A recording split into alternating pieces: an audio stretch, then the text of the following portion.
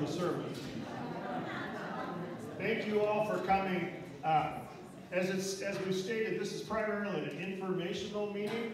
We're not looking for a change in policy or a vote on anything, but I think it's important that we gather occasionally to talk about some of this stuff because it is a congregational church. The membership does control where we go. And from some of the comments I've gotten from people, there's some misunderstanding on different things that are going on. So I thought, well, this is good. We need to make sure everyone understands the process with respect to what we're doing in capital improvement. I think it also paves the way for us as a group to have these type of communications. Looking forward to the next couple of years when we start to embrace change within the church, new leadership, these sort of things.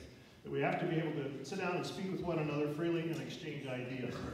You should have on the table, you should have access to two different documents. One is a two-sided written piece. The other side is, the other piece is one that has color pictures of destratification fans, information on how they work, and pictures of an application. I want to start off with the first item on our sheet here, the heating system. We've spoken a long time over the need to replace the boiler.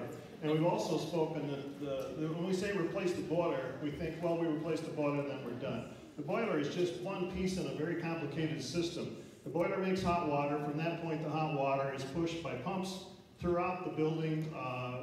Every room, with the exception of the fellowship hall and the sanctuary, have radiators in them.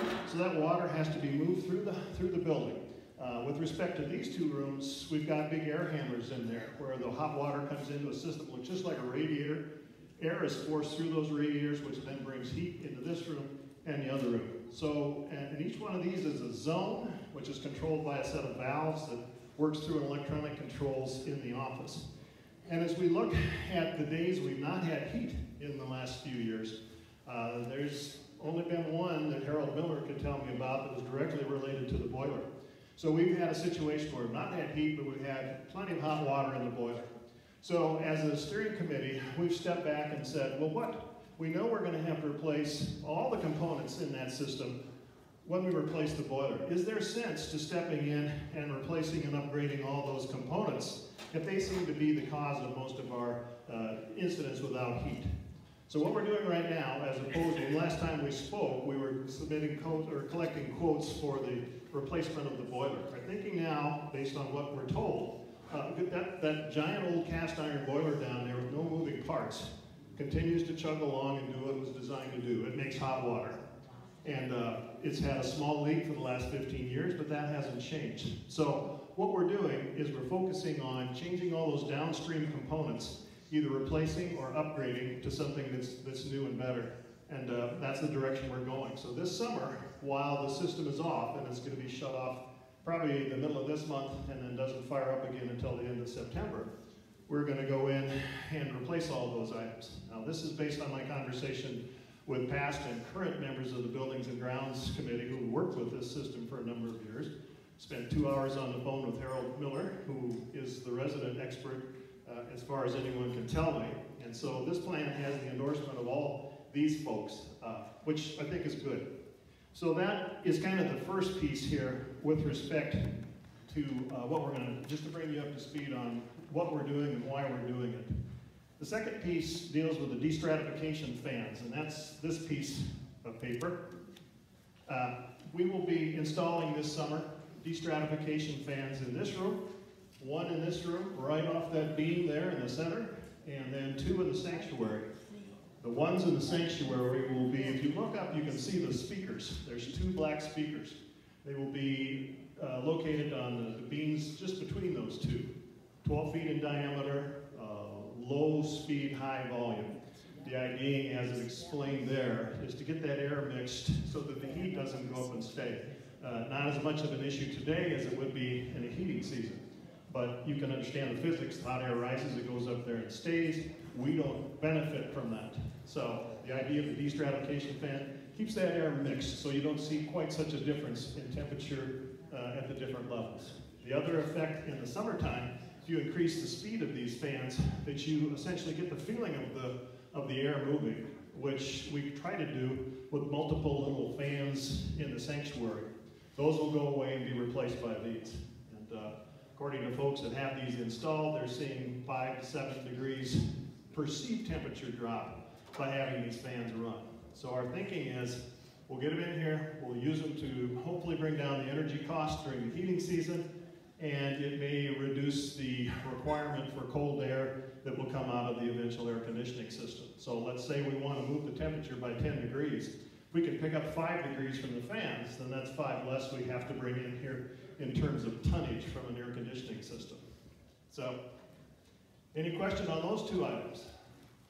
Yes, ma'am? Do you have to replace the lights in here? The question is, do you have to replace the lights in here? No. The fan that will be in here will be a 10-foot fan. There's about 16 feet between these cords. So it'll exist probably 5 to 6 feet below the peak. You have to have 2 feet of clearance from these fan blades in order for them not to have the efficiency of the fan blade itself. Same thing in the sanctuary. It appears from standing up there that it won't impede the view of the choir of the pulpit. I know that's important. Yes, ma'am? What about strobe effect? Strobe effect, we've been told that due to the low speed these things turn, the maximum speed on the big one is 76 RPMs. And typically you run them significantly below that. And they said the distance away from the light should not be an issue with strobing. When you get strobing, it's typically in a fan that's faster like you have in your house. And they said if it's a problem, you can either just remove those 4 bulbs that are within the footprint of that, or as Tom Palm pointed out, well, unless it's the summertime, you just turn it off for an hour because the destratification goes on 24/7, 7 days a week. 1 hour is not going to change much in terms of energy. So, good questions. Who else? All right, nothing on the heating system. We all understand what's going on there, what our hopes are. Too polite to ask? That's good too. All right.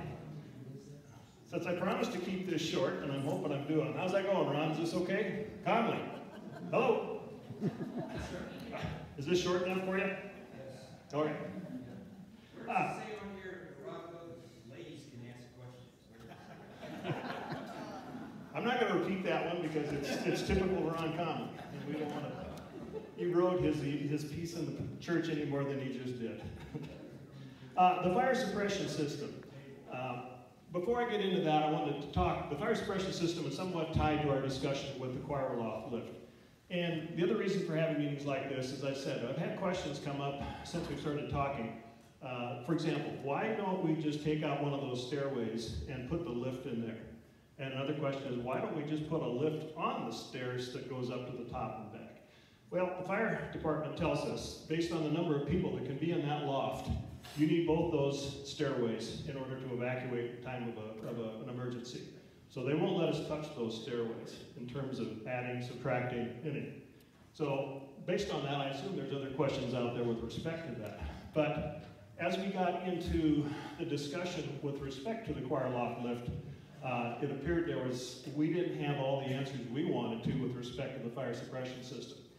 Because, first of all, it's kind of tied to that. If we put it in the choir loft, or put the lift in one of the cloakrooms, we're going to have to penetrate the roof.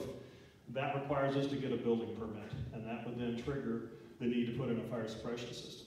And my discussions with the fire department, they said, yeah, that would, but they said there will be something you will do. Maybe not this, something in the next few years that will cause this. So don't link these two things tighter. You said you may buy a few years, but you probably in a building this size and what you're doing with it, you're going to have to put this in. So that was one of the questions. We didn't know. Are they going to come through and mandate this? No, they won't, but they're fairly confident that at some point we will.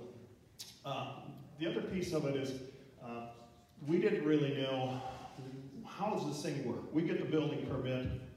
Let's say we elect to go with the choir loft, the lift in the cloakroom. Okay, then what happens next? Well, as it's explained to me, you folks as the church bring to the fire department a plan from one of our contractors. We look at it and say, look upon it, this is good. Then from the time that we'll get the building permit, we start our construction. Within 18 months from that time frame, they want to see us start construction, start installation of a fire suppression system. And then my next question was how long, because this can be done in phases. It doesn't have to be done once. You could do the parts that you think might present the biggest problem. Let's say it's the kitchen and the boiler room. and then you expand down the hallways. And the last of all, they said, the last room you really need to do is the fellowship hall and most of all the sanctuary. The sanctuary is probably going to be your biggest cost simply because of the size. But they also said, in that sanctuary, the only way you could really get a fire in here is if you piled all these pads together that we sit on, took the oil from the candles and dipped it on there for an accelerant, because there's really nothing in there to burn. So they're really not too concerned about the sanctuary. So the question becomes, how much is it going to cost and how are we going to have to pay for it? And we don't, at this point, have that answer. And I think if I were sitting in your chair, I'd want to know those before I weighed in one way or another on the choir loft lift.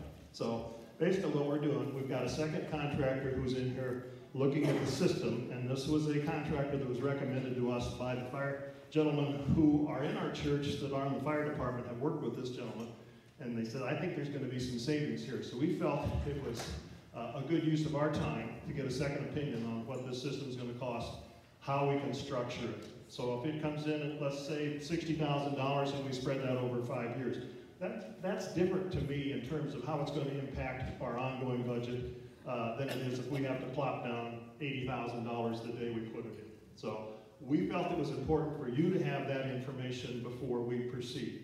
That's why, as you see on the back of this page, it kind of defines what our timeline is. We now are saying, we hope by September, when sabbaticals are over and everyone's back in here, that we have sufficient information that we can come to you and say, here's what we know, here's what we think. We're not trying to push anything off. We're just trying to make sure that we make the right decision. So, any questions now? Women or men, please. I think we should give Mr. Byrne a hand. He's doing a great